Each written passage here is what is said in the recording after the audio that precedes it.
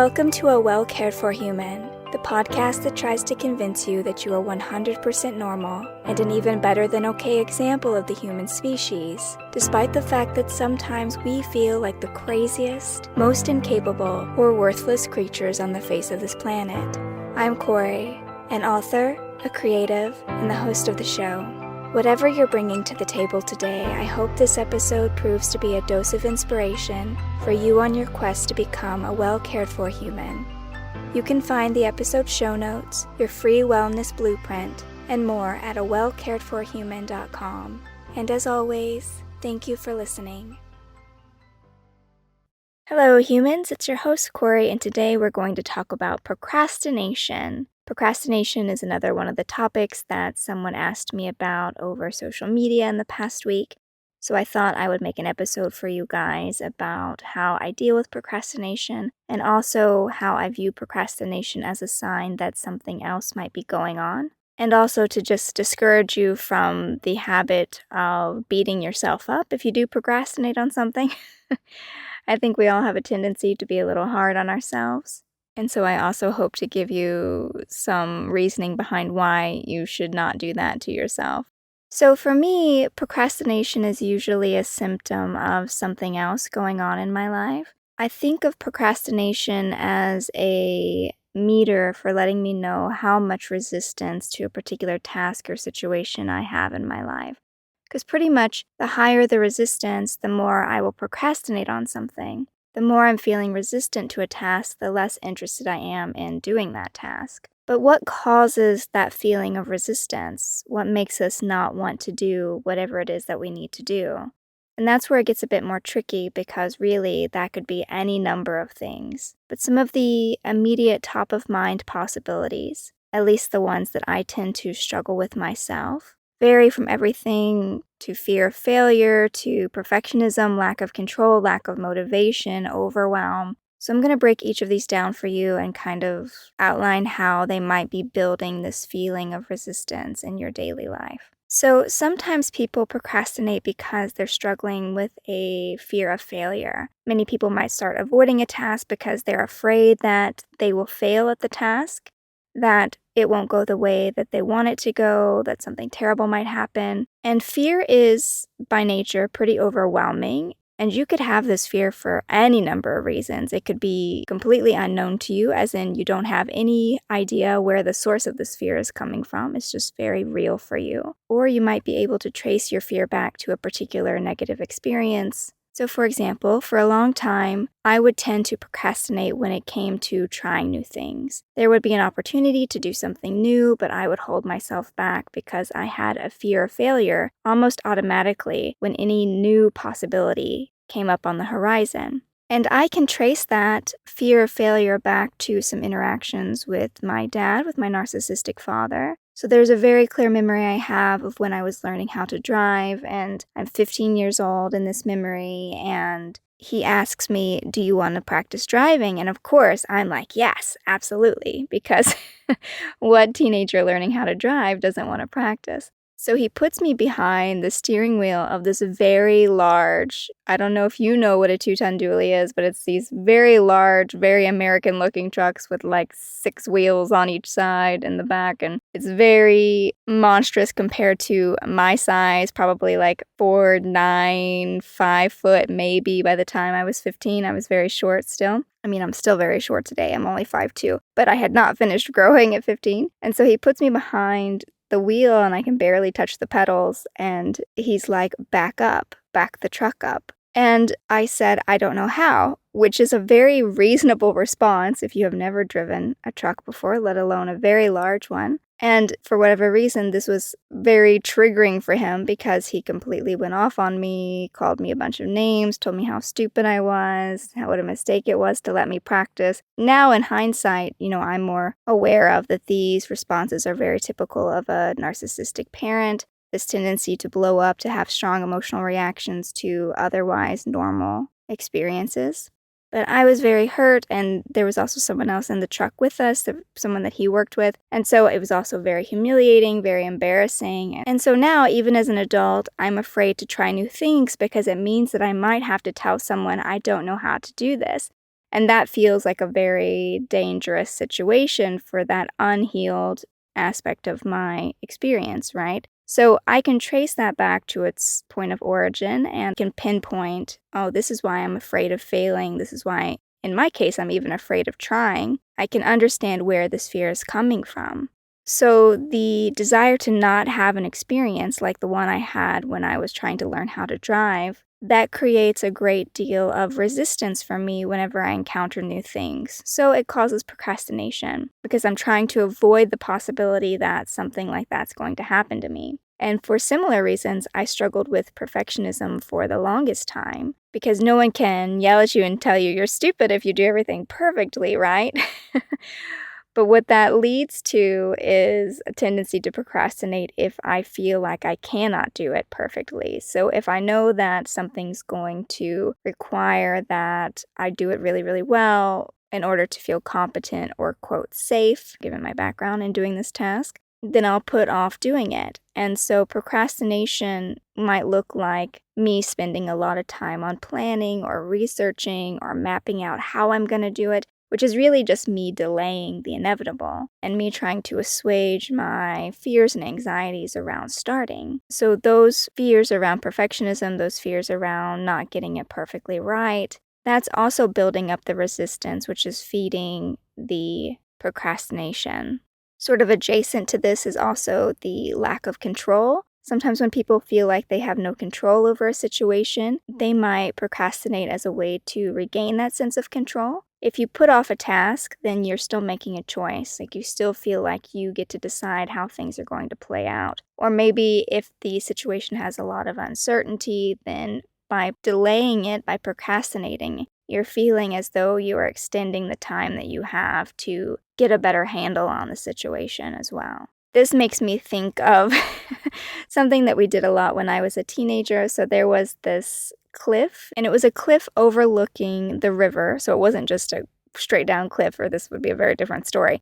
But it was a cliff over the water, and kids would love to run off this cliff, jump off, and into the water, right? So it was kind of like you leapt off the cliff, either with your friend or by yourself, etc. I don't know how we didn't die as children. When I think back to all these crazy things that I did as a kid, I don't know how I stayed alive. But this was something that we did for fun before the invention of cell phones. You could grab your friend's hand and run off a cliff into the river below. And there was this moment when you were up on the cliff in which you would kind of like gear yourself up to do it. So you would like kind of 1, 2, 3, like you were trying to pump yourself up to jump off the side of the cliff. And I'm thinking this is a good example for the same kind of situation of lack of control. When you don't know how something will turn out, sometimes we tend to delay starting so that we can feel like we have a better sense of what's going on. We're sort of warming ourselves up to the situation. We're trying to quell some of that anxiety. All of these things that might be generating resistance for us, doing what we can to kind of mitigate that building feeling. Another one that I encounter often when I'm trying to overcome that tendency to procrastinate is looking at my lack of motivation. So sometimes I will procrastinate because I don't feel motivated to start the task, and this could be due to a lack of interest in the task, like maybe I'm only doing it because I feel like I have to or because someone else told me I have to. So there's no really inherent reward, like I don't want to do it. There might also be a lack of feeling connected to the outcome, so it's not really something I want. So for example, I had a friend who didn't really want to go to medical school, even though she had completed her pre-med sequence and she had studied for this, and her parents and her family were expecting her to go and do this, to go to medical school. But she was really struggling to find the motivation to study for the MCAT, because the MCAT is the test that you have to take to get into medical school, or at least it was. I don't know if they've changed it now. Some schools are dropping the testing requirements, but once upon a time, you had to take the MCAT to go to medical school. But because she wasn't really feeling it, she was like, I don't really want to go to medical school and spend the rest of my life as a doctor. She resisted the desire to study for the test at all. And so the experience of resistance that she was having then was more of an indication of her true motivations, which she was just overlooking because of all the feedback and expectations that she was getting from other people. Overwhelm might be another reason why someone procrastinates if a task or an objective just feels very overwhelming, very difficult to approach altogether. It can be hard to know where to even begin. And this feeling of overwhelm can be really paralyzing, which results in the procrastination. So again, this sense that resistance is really high.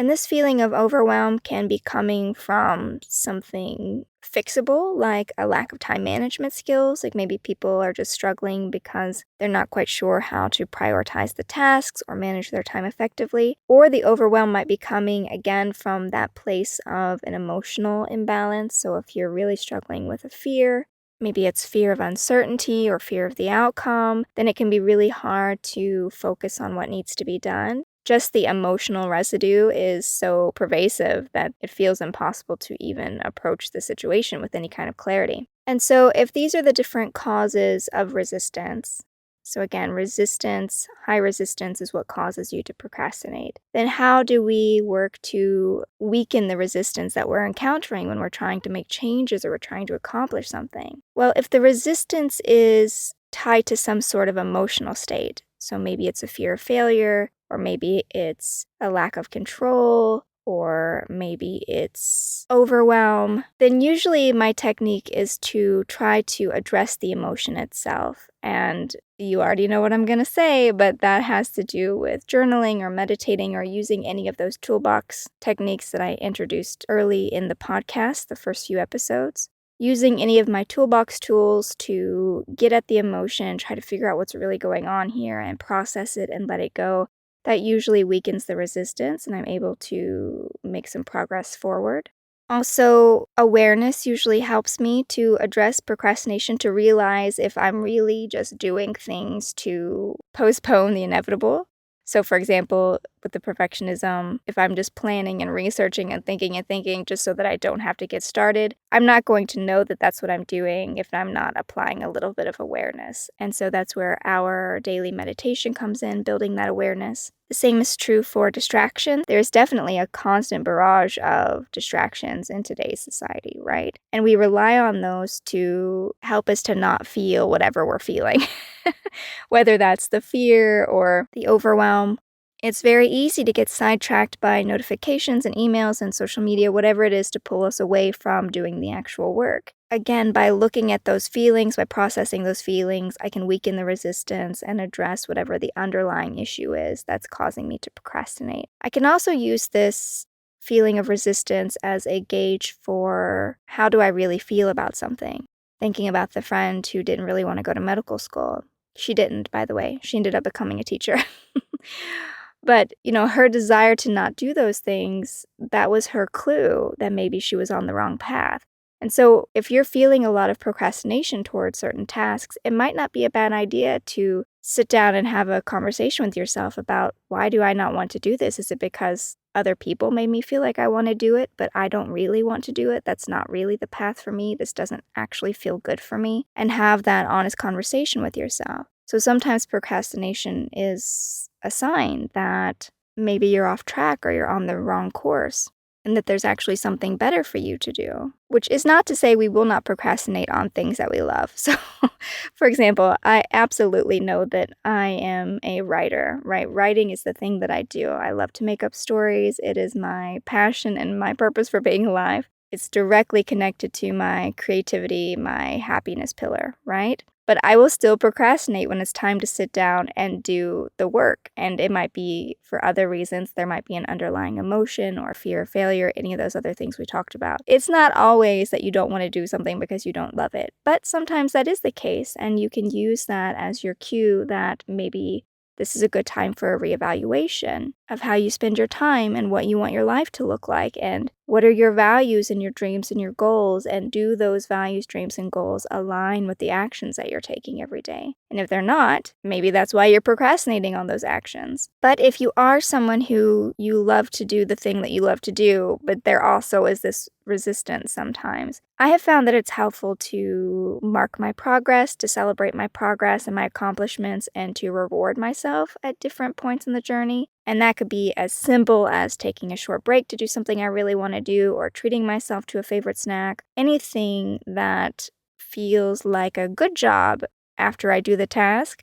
Sometimes that helps as well, because maybe the resistance isn't that great. I just need a little bit of a push. There are other ways to give myself that bit of a push. Or if it's more along the lines of, I just keep getting distracted, I keep getting on my phone, I keep checking Instagram, so on and so forth, it might be more helpful to ask myself, what am I trying to distract myself from right now? What emotion or experience am I trying to escape from or to block? What else is going on here? And then doing what I can to address that. And maybe what I will uncover is a sense of overwhelm or a desire to be perfect at something, in which case I can try to break that down into smaller steps to try to address it with any kind of actions that might help me to weaken the resistance, using any of my toolbox tools. But essentially, just as a whole, I tend to view procrastination as the result of high resistance, and when I'm feeling high resistance to a task, I ask myself, why?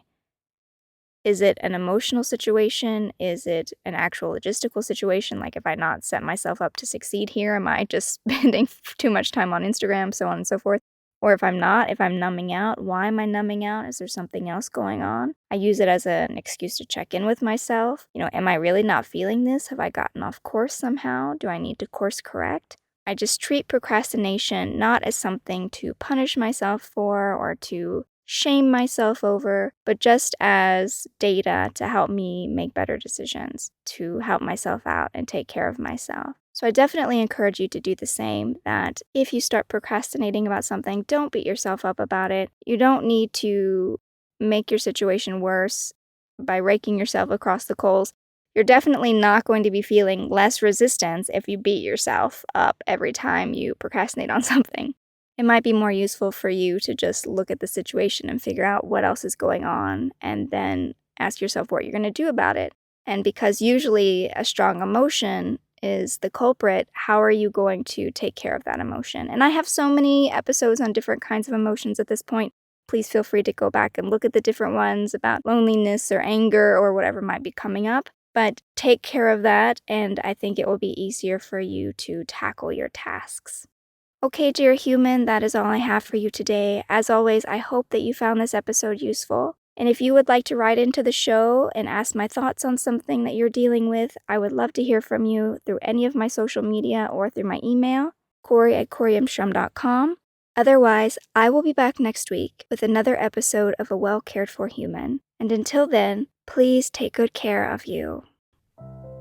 This episode of A Well Cared For Human was written and produced by me, Corey Marie. The music was by Late Night Feeler and Esther Abrami. If you like what I'm doing here, please consider visiting my Patreon. For as little as $1 a month, you get early ad-free access to the episodes, as well as a monthly patrons-only Q&A, bonus videos, and more. Not to mention that your Patreon support lets me know that you find value in the show and want it to continue. You can find me on Patreon by visiting www.patreon.com/Corey Marie. If you can't support the show financially, that is okay. You can still subscribe to the show, leave a review of the show, and recommend the show to your friends, not just the neurotic ones. All of this helps so much. And as always, thank you for listening.